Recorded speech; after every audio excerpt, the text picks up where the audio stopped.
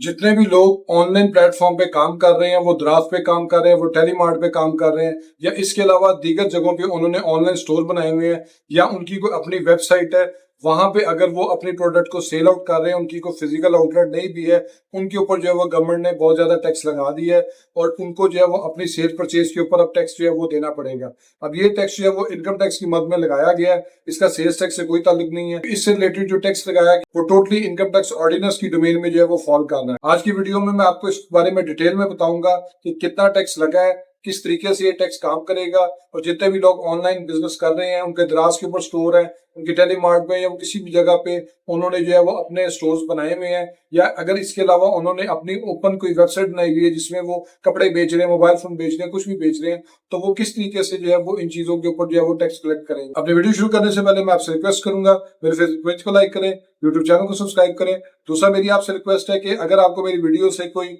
मदद मिलती है, कोई आपके इल्म में इजाफा होता है, तो आप मेरी वीडियो को कमेंट जरूर किया करें और एक लाइक कर दिया करें, इससे मेरी काफी हौसला अफजाई हो जाती है। तो अब आ जाते हैं अपने टॉपिक की तरफ कि गवर्नमेंट ने जो है वो जो टैक्स लगाया है वो किस तरीके से काम करेगा। तो ये आप अपनी स्क्रीन के ऊपर देख सकते हैं, सेक्शन 6 से इसमें ऐड किया गया है tax on payment for digital transactions in e commerce platform. अच्छा, इसके अंदर जो उन्होंने चीज बताई है उसमें ये है कि on every person who receive payment for supply of digitally ordered goods और services which are delivered from within Pakistan. यानी कि कोई भी शख्स अगर किसी वेबसाइट से, वो आगे भी लिखा हुआ उसका, ये market online market place website, कोई भी शख्स अगर किसी मार्केट प्लेस में जो कि पाकिस्तान के अंदर है, उसमें कोई दराज ऐप है, कुछ भी है, उसके जरिए या वो उसकी कोई अपनी वेबसाइट बनी हुई है, उसने अपनी किसी प्रोडक्ट को जो है वो पाकिस्तान में सेल पे लगाया हुआ है और वो उसका बिजनेस कर रहा है, तो उसके ऊपर जो है वो ये टैक्स अप्लाई करेगा। ठीक है जी। इसमें उन्होंने एक चीज को माइनस कर दी है कि जो विदहोल्डिंग टैक्स जो है वो सेक्शन 154 है, यानी एक्सपोर्ट ऑफ सर्विसेज के ऊपर होता है, या जो बाहर से जो आप चीज को मंगवाते हैं वो इसमें जो है वो अमेंडमेंट में शामिल नहीं है।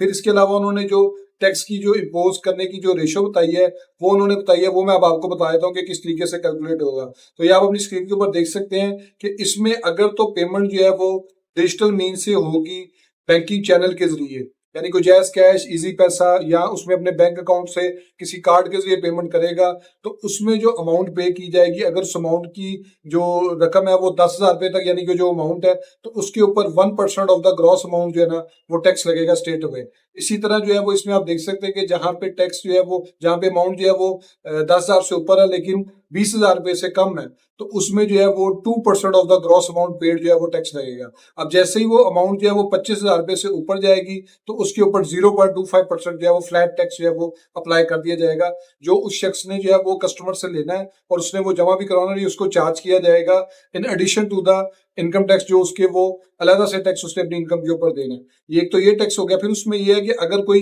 कैश ऑन डिलीवरी होता है बाय कोरियर सर्विस, जिस तरह वो कैश ऑन डिलीवरी में हम टीसीएस को हायर करते हैं, पाकिस्तान पोस्ट को हायर करते हैं, वो लोग अगर इलेक्ट्रॉनिक्स की सप्लाई दे रहे हैं तो उस पर उन्होंने 0.25% जो है वो ग्रॉस अमाउंट का चार्ज करना है। इसी तरह अगर उसमें कपड़े हैं, वो कपड़ों के आर्टिकल है, अपैरल्स है, गारमेंट्स है, तो उस पर 2% of the gross amount paid जो है वो टैक्स उसमें उन्होंने देना है। फिर उसके बाद on supply of goods other than mention in above two, यानी इन दोनों के अलावा कोई भी तीसरी चीज है जो सेल के लिए जा रही है, तो 1% ऑफ द अमाउंट पेड जो है वो उन्होंने देना है। तो एक चीज तो कंफर्म हो गई है कि ये जो टैक्स है अब ये ऑनलाइन प्लेटफॉर्म वालों के ऊपर लग चुका हुआ है, और इसको जो है वो अमेंडमेंट के जरिए जो है वो इंसर्ट कर दिया गया है। जैसे ही इसकी इनकम टैक्स ऑर्डिनेंस की मंजूरी होगी, ये टैक्स जो है वो एप्लीकेबल हो जाएगा। तो ये सारी बातें मैंने आज आपको इस वीडियो में बताई है ऑनलाइन बिजनेस करने वालों से रिलेटेड, क्योंकि जिस तरह फाइनेंस एक्ट की डिटेल जो है वो सामने आती जा रही है, मैं आपके साथ वो शेयर करता जा रहा हूँ। होप सो आपको ये वीडियो पसंद आई होगी। मेरे फेसबुक पेज को लाइक करें, यूट्यूब चैनल को सब्सक्राइब करें, ताकि लीगल टॉपिक से रिलेटेड इसी तरह एडवाइस मैं आपसे शेयर करता हूँ।